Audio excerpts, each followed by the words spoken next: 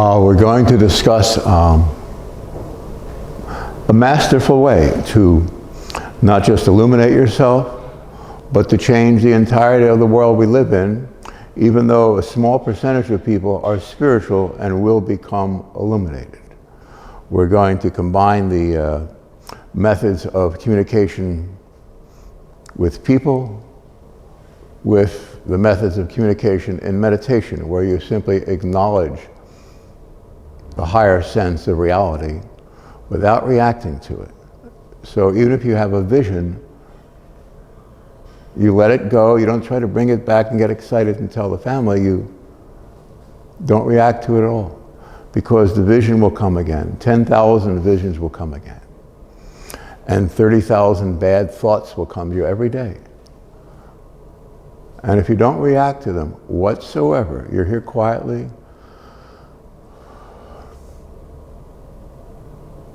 no matter what you feel or think, it doesn't exist spiritually. The Buddha said after he was enlightened, or his chief disciple, his senior disciple, he said, "You will visit the house of your illusion no more." The illusion means everything that seems to be in the world. The socio-political climate, your love life, your car payment, whatever. If you don't react to anything, if you trust God truly, not just say you believe in God, it's something universal, electric, alive, precious, wonderful, dear, kind, true. It enhances everything within us. There's an unimaginable joy when you're illumined, which we're going to go into, and the same methods that we'll employ for spiritual illumination, where you're aware of God always, God who is an infinite kindness, like a very contrite person when you meet God directly. And from time to time, he'll speak to you.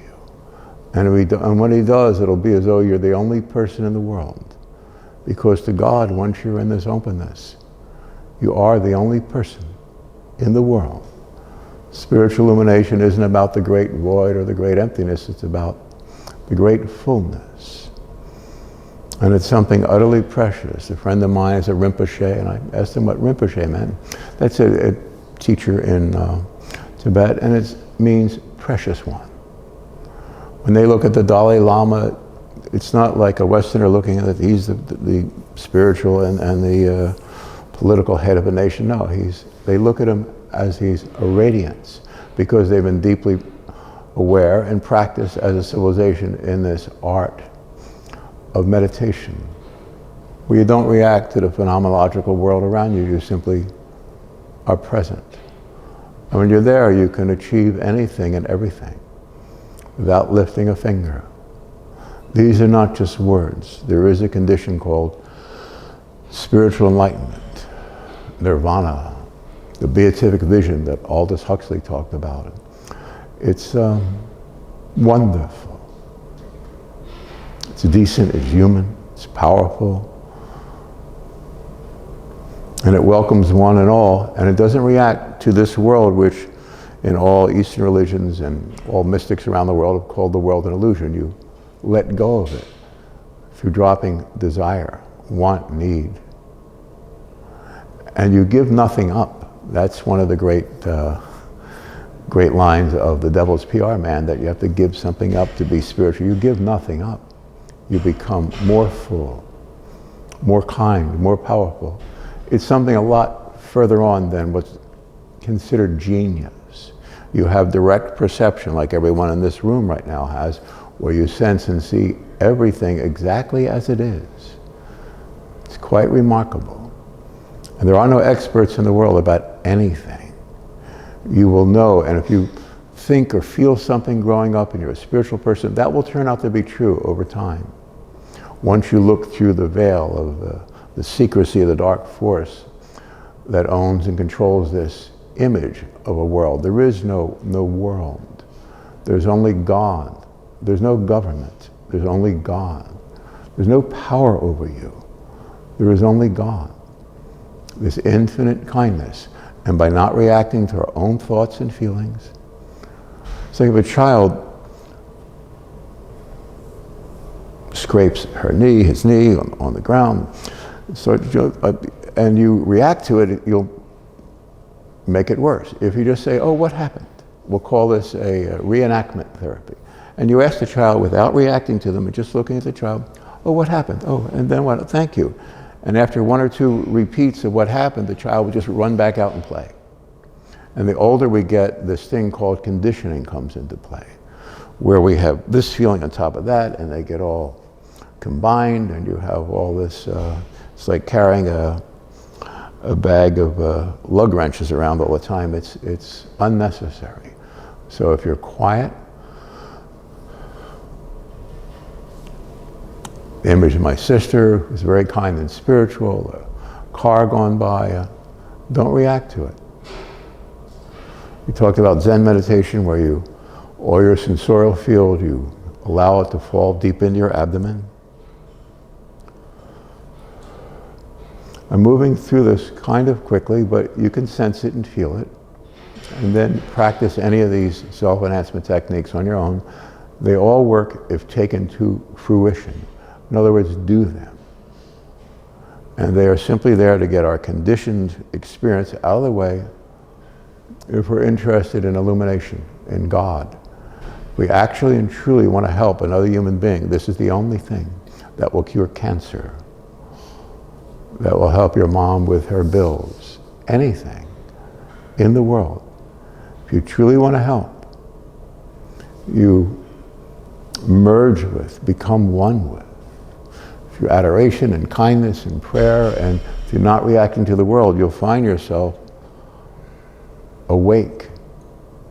There'll be a new heaven and a new earth. That's why I'm saying, if enough of us do this, then spiritually we'll have nothing between us and our illumination and God, and then we can heal the nations, literally.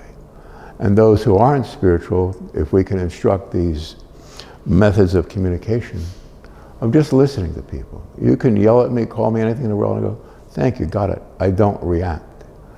It's a little bit of training. That's all it takes. I had a group of friends that did this, and they were all ex-military and so on, and they were just, it was so easy to be around them, and you'd understand everything, and you wouldn't be noticed because you're very, because you're not there, because you're not reacting, so you don't don't look like you're taking part in it. As soon as you stop reacting, you'll disappear in a crowd, literally, because you don't want anything from it, you don't need, and this idea of an illusion is so obvious to you. The illusion, it's a group effort. I'm the this, I'm the baker, I'm the candlestick maker, I'm the policeman, I'm the owner, I'm the whatever. It's like, if you don't see anyone as anything, you don't react to it. No one has power over you. And it's, forgive me for, it's time you understood that. People have been living for generations, millennia, eons, decades, whatever you call it, centuries, it's ages to create this stupidity called the world. This is a hell. You know, when you wake up from a dream, just to make an example, and no matter what the dream was about, you wake up, you're so happy to be awake. And even if it was a visionary dream, you're happy to be awake because this is reality. But this is not reality to anyone who's practiced in the art of meditation. It's an art because you want to get your, say Van Gogh, worked years in the lighting,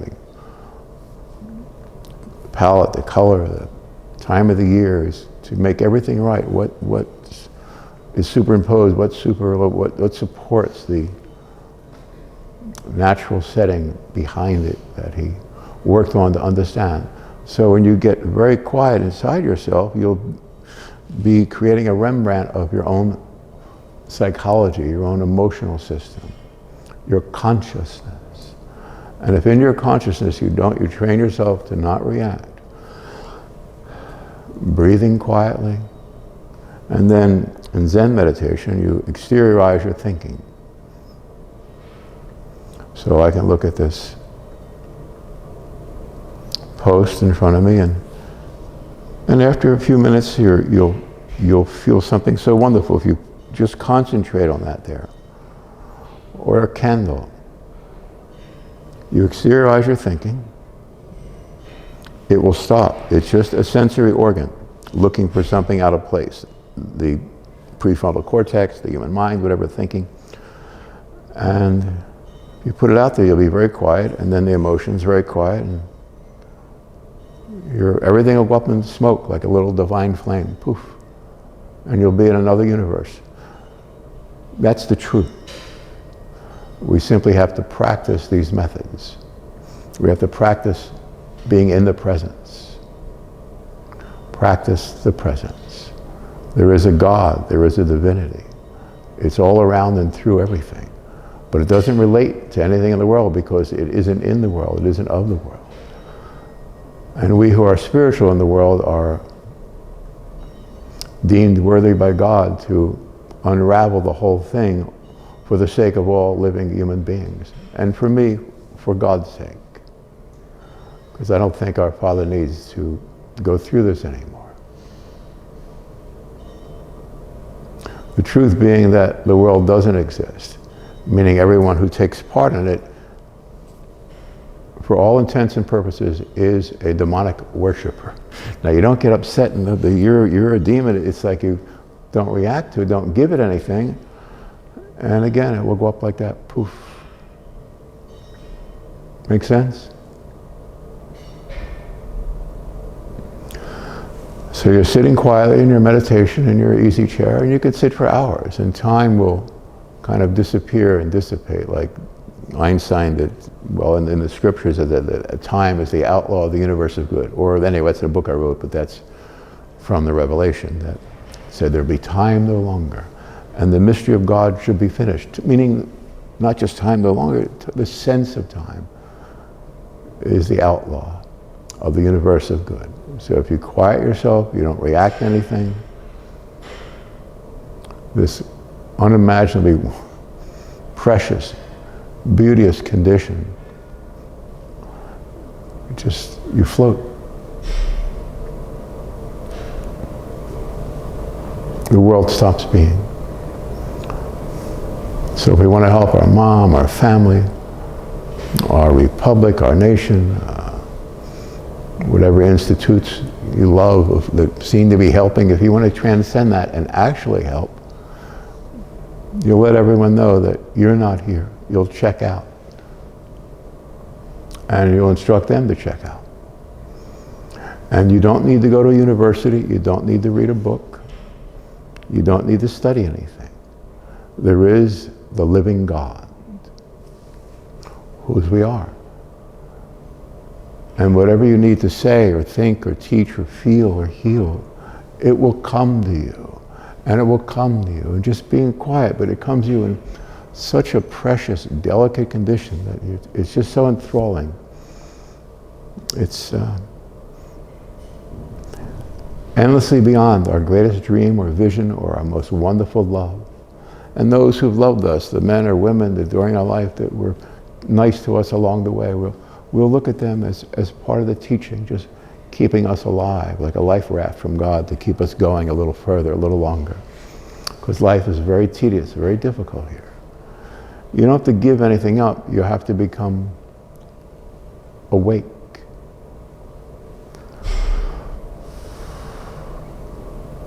It's beautiful to know Him, the only God. To be taken away up into the lighted kingdoms of heaven. There are many, many heavens, and you'll be aware of all of them. You will be in the center of the universe once you stop reacting to anything. You got my buddy Gerber here, or other friends, they all have this state for different reasons of illumination. Gerber does it through boxing and so on. It's just a concentration to take away the fears of life, to make you brave enough to take on any task. And it involves a great deal of spirituality. You see a couple of boxers at the end of the fight and they go up and hug each other. What's that all about? Well, they know more about each other than a husband or wife would know about each other at the end of a fight. And I'm not saying that I am the most non-combative person that ever lived. I don't care about fighting or whatever. But that's one art, and it's the same as art if you understand that and you're a spiritual presence. like my friend here. Or Van Gogh that said that your profession is not what you make your living by, but that which you are so passionate about that it becomes spiritual in calling. They were Van Gogh's words. They were just, and so if you see his paintings, I mention all the time because I can never get over it, and I don't go to the museum to see it anymore because I sit there and embarrass myself. I'll see his paintings and I'll sit, they'll have a little ledge here and I just can't move. I don't understand how he did it. You know, like the sunflower is a work of art that is, you actually recreated God in the physical world with such beauty and such integrity and such purity that you can't breathe. And all great art is that way. You go to a monastery, you have the same feeling, but this is, that human being did it with a work of art, a little canvas and some paint is enormous. And if you simply stop reacting to thoughts, feelings, emotions, and then the dark force is going to be working on you, it's going to get very intriguing in the first few months or year or two. And you're going to love it. It's going to be on you like a bear. You're going to love it. Because each time you're going to see what we're saying here is that it's all an illusion. If you don't react to it, it goes up. And so the more different areas, it can be in architecture, it can be in writing, it can be in family structure, it can be in anything. You'll no longer be taken in. That's why I said there's no experts. There's no one to believe in except the quiet. So during your quiet times, you'll see him, you'll understand him. You'll be taken in by the light living, the living light. You'll become that because you are that now. It's the reason you were born, and there's nothing wrong with you. And when you stop reacting, even the things in childhood, you think you hit your sister or this or that, it's like everything will become clear. There was a great movie, The Green Mile, where one of the stars said that, you know, they kills you with their own love, boss. They kills you with their own love around the world every day. In other words, you get these circumstances, I want to help my friend, but I can't take care of this friend unless I do that, and it gets complicated, and you have to make a decision between two people sometimes, and it's very subtle, and we're all sensitive here, and we know what that is. And so last week I said that sometimes a lie can be a very, very wonderful, a precious gift. You're protecting friends, and I'm not saying a lie. What I'm saying is it's almost impossible to do the right thing in this world because it's set up to make you feel like you're part of it, and you've got to take sides with any issue. And there are no sides. There's just an openness, as wide as the ocean floor, and as wide as the sky. And almost as wise and wide as you. Humility is not giving anything up, it's appreciation of what's there. I talked about old loves. It's like when you just love that person quietly without want or need, that's all they need to be free. Drop the passion out of love and just put it in a state of adoration. And this is very easy because I've been doing it for 76 years, every moment. And I'm the most average person in the world.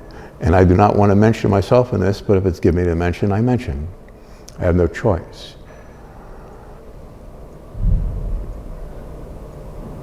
So when you're very, very quiet, you just adore. I want to feel my mom or my different friends over a lifetime, and many that are gone, or my brother that's deceased or whatever, my dad, it's like, they're here. So is Aldous Huxley. And the world itself is a very creepy place. Remember one time they were asking John the Baptist in the scripture, like, are you such and such a prophet? And he said, no. He said, I am the voice of one crying in the wilderness. In other words, it was a very spiritual statement. So whether in the Bible, whether any of it happened or not, means nothing. It's been called the greatest story ever told. Because if you're deeply spiritual, I know when I first read the Bible, I was in India up in the mountains, and I never read it for certain reasons. The old Bible I did, because I'm Hebrew, and the old scripture, but there's certain things in there that are such golden nuggets that they're just thrilling. In other words, he's seen as the most powerful spiritual being, fearless being ever lived. And what he stated about himself, I'm merely the voice of one crying in the wilderness. If you're spiritual, you'll know what that means. Almost no one ever will listen to you. Now, when I bring people to my home, or I've done classes for like disciplined groups, like martial arts classes and so forth, it's very easy because people are disciplined and they'll sit and listen to you. When you get home, like when I was in the Marine Corps, and you get home, you want to go right back with the guys, because you'll see people, whether you're like Rob, an athlete, and you're on the football team, and you see people with all their bad habits, you want to go back to the team, or you want to go back and do whatever you want to do. That's discipline, because the average person is they live their life very loosely. And the more stable you are in the arts, in your emotions, in your psychology especially, the easier life will be. And this incredible gift we have of meditation, which is simply sitting quietly and not reacting to anything. You'll see so many beautiful things, and let it go, let it go, let it go. And interspersed through it, the like transcendent of everything will be this, we said, beauteous, soft light. It's the actual body of our Father God. You're here for a reason, for a short time, to fold the whole thing up. That's your destiny. And like we said, God can't be here. This is an illusion. So the people like in this room who are spiritual, we are God's sensory equipment in the world. God can't experience the world, believe that or not. It doesn't exist. It is an illusion. And yet there are a certain amount of beings trapped in it, like a spider web, and so we're here to free, I always thought it was 4%, 6% of people, but that's a small detail, and I would never think that way, except one time I asked, because I saw myself as a child speaking to groups, and also it's like I said, well, I like to know everything. But it's not about the world, it's about God. It's about how powerful and beautiful and wonderful and heroic you are. I'm going to tell you exactly how remarkable you are in spiritual terms. If you're spiritual, you've been on a trajectory, you've allowed yourself to incarnate here over a series of times in order to understand the insanity of it, and you're literally hanging on a cross here. This is a horrible place. And if you think your life in an insular way, you have a nice home and you're okay, you live in wherever, and I'm travel all over the world in my thought and my experience through my life, and it's creepy. It's wrong. There's so much garbage. And if you don't relate to it and let it go, then it doesn't have to be garbage. So for me, as a mystic, or a handful of friends that I have that are that way, it's not really here. If I see my friend in Palo Alto now and then, he's from Tibet, and there's nothing to say humanly, it's just all these higher visions. I used to have many friends like that, and now everyone's caught up in their conditioning.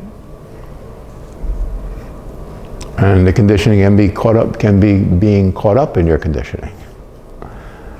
I hope I'm making sense with that. The point is that we sit quietly, we give nothing to it, it'll disappear. There is a state of illumination. You are an illuminated being. You gave that up to be here. That's why I'm saying what a remarkable being you are. Because there is no here. It's all in consciousness. And if you learn to do that, then you can listen to people, and then you can teach people who are not quite spiritual to listen to others and see what that is, and the world will go up in a puff. I'm saying this very lightly, and I know exactly what's behind it, what I'm representing with the thoughts, that the whole world can be healed. I say that you yourself will heal the nations, because you yourself will heal the nations, because you gave up your place in divinity to quietly survey the circumstance. You've been here a few lifetimes, you know what it is. And now, okay, now you know exactly how to communicate with people. Because God can't communicate with people the way they are because they're insane. And they'll just get very excited if they feel something beautiful, and they'll make a church or whatever. And there's no church to be made of wood or stone. There is just the quiet. Stop reacting, and this thing we call God or spirituality or enlightenment will just move through us, because it always has. And because we've allowed ourselves to become victims of this world, we understand how it works. That will give us the ability to communicate with other people who we'll call mortals. Remember Shakespeare, what fools these mortals be. I used to run around in grade school saying that, and I didn't know why, but I knew it was right. And now I know exactly why it was right and what to do about it. It's not what fools these mortals be, but if you quiet yourself, you'll be as one with God, literally, and it's so wonderful, and it's natural. The state of illumination is not, it's magnificent, it's very natural. It is holy and yet natural. Talked about God being contrite or being appreciating. If you just adore someone, just quietly, it's just, you don't want or need, it's unimaginably more beautiful than a kiss or a hug or, hi honey, it's I'm home. It's really wonderful to live a spiritual life. And because over the many years I've spent different times from every religion in the world, the different friends who are very, very spiritual, and it's always the same thing. You're just, you welcome them to your inner sanctum. And your inner sanctum is quite here. The other day I went to a store, and there's one gentleman, and you would never notice him. The normal person, you would think he's kind of weak. He doesn't have like testosterone. And he's so kind and gentle, nice, and we started talking for a moment, and we're like the same person. He's non-combative. There's nothing wrong with him, but you wouldn't see him as a strong person, but he's the strongest person I know. He was being kind to everyone in the middle of hell. The world is a hell, literally. But we don't react to it. The same way with the reenactment therapy, the child, she hurt her knee. Okay, what happened? Thank you, and then she'll run away. And if the person is older, they get an injury. I do this with people all the time. I've done it for all my life. And someone had a shoulder injury yesterday, and what happened? And you get rid of the emotions around it and how you were afraid about it for the next 2 days. And if someone has a back injury or someone has a lower back thing, and you ask them quietly, then what happened? What's it doing to you emotionally? And without reacting to it, just listen to them. Or tell them to write down 10 ways, it's laying siege on your emotions. I can't get up in the morning, I'm afraid of being with my girlfriend, and at the end of it, they'll let go of it. It's these conditioned experiences. So if you don't relate or react to your conditioned experiences, you can write down, I used to teach friends, write down 13 things that are annoying you. Way before you get to 13, you feel open. Because the conditioning there's no power to it. You think it has weight. If it doesn't have weight, it's gone. And when you start healing your friends and neighbors with this process of just listening to them and acknowledging, they say, oh, my back hurts. Oh, thank you. And then, how long has it been happening? Got it. And you do not react at all. I've done this for hours with people, and they feel so free at the end of it. And you just train yourself to do it. You don't have to go anywhere. The doors will open for you. There is a God. This thing called faith, which is spirituality. It's transcendent of religion or belief. It's transcendent of something called an endless wonder, because you don't concern yourself with your day-to-day, your bills or this or that. Somehow it will all work out. If you allow yourself to remember how great you are spiritually, to God, with God, of God, for God, in God. This infinite, contrite nature of our Lord God in heaven. And heaven is right here when you decondition yourself. Quietly, okay. Exteriorize your concentration, your thoughts, if that's a word, exteriorize it. Quiet your emotions. There's nothing here, there's no one home. And you'll have endless visitations of the old ones, the ancients, literally. Your family line, everything that's important to you. If I think Van Gogh, Van Gogh's here with me. Or John the Baptist, or Moses. They're my friends, I grew up with them. I was 5 years old, I'd read Einstein or whatever, all the philosophy of science.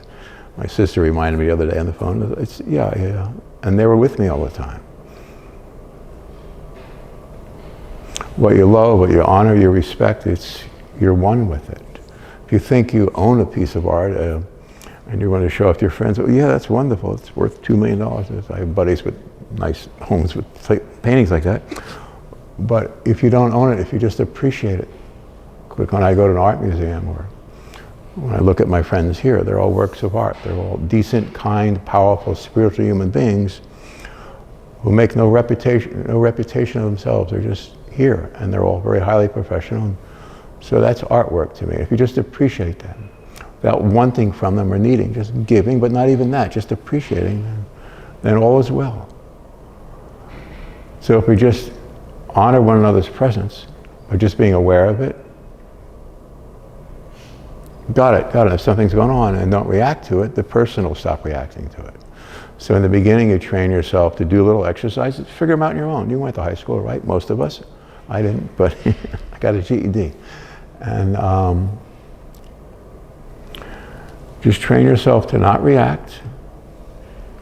I didn't go to high school because I couldn't take it. And then when I did go to college, I couldn't take it. I walked out of several rooms with my books, respectfully, thank you, but this is crazy. You know what I'm saying? It's just talking at people, it's like, because I knew then these ideas of listening, of being there. I was a great teacher in anything. Humbly and respectfully, as that can be taken. You see what I'm saying? It's just, if you're spiritual, every spiritual person feels this. You hide it 24 hours a day, and God knows I'm tired of hiding it. So if you guys will walk away into the sunset with me, I will walk away into the sunset with you.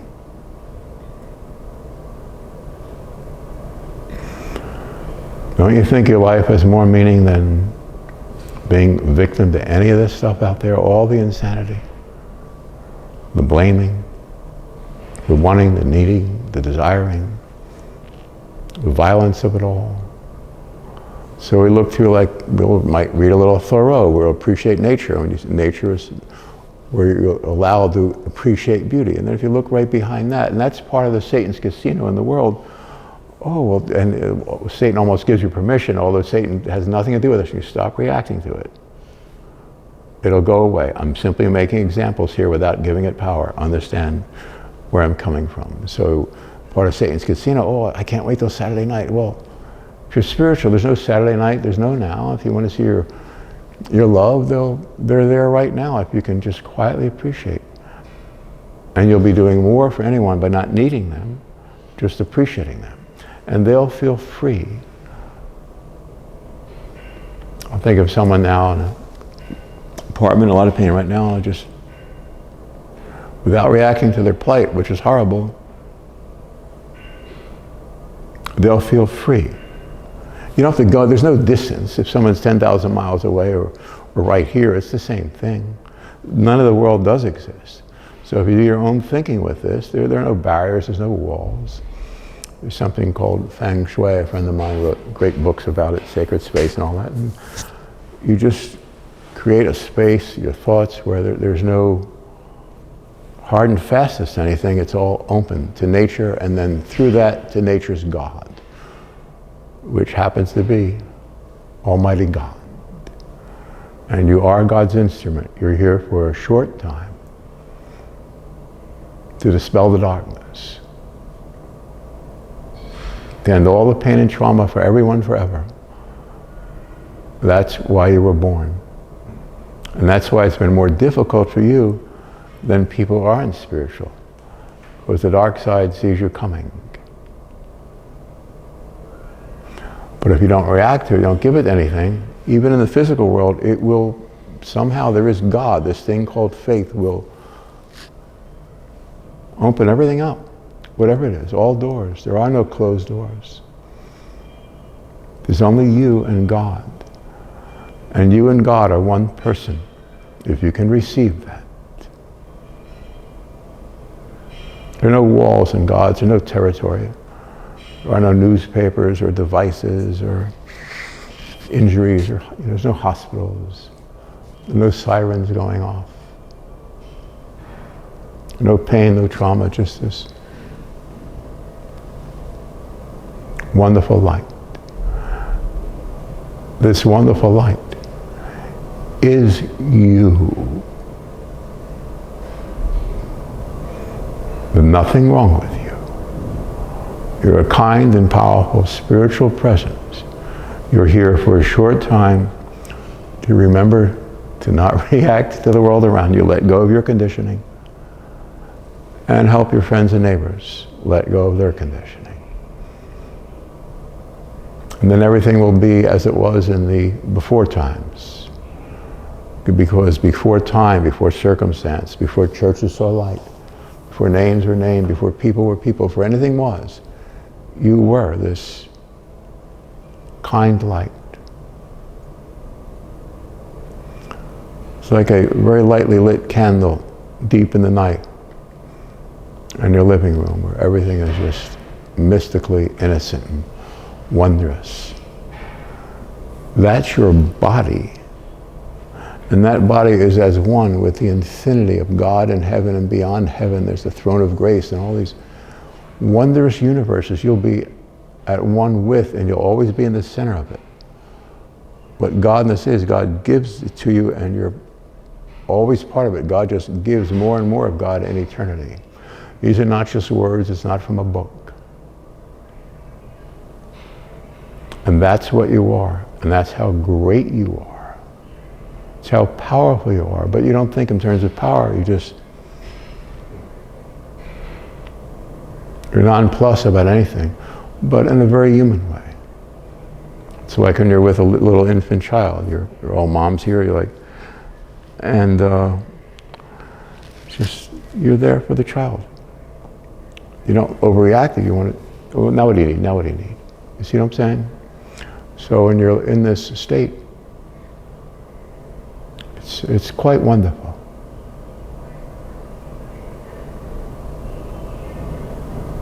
It's quite you. It's quite me. It's quite God. But it has nothing to do with, as we began this talk with, the phenomenological world around us. It's if you don't react to it and give no one power, it's not, oh, I'm not afraid of him, it's train yourself. Why am I so conditioned? My dad was a cop, I'm still, these things are right and wrong. No, the only right and wrong is the devil is the world, and if you don't react to it, it'll go up like that. And then there's heaven. And then you use these gifts to be with your friends and loved ones and teach them to not react. And even if they're not spiritual, the world will go up very quickly in smoke. Thank you.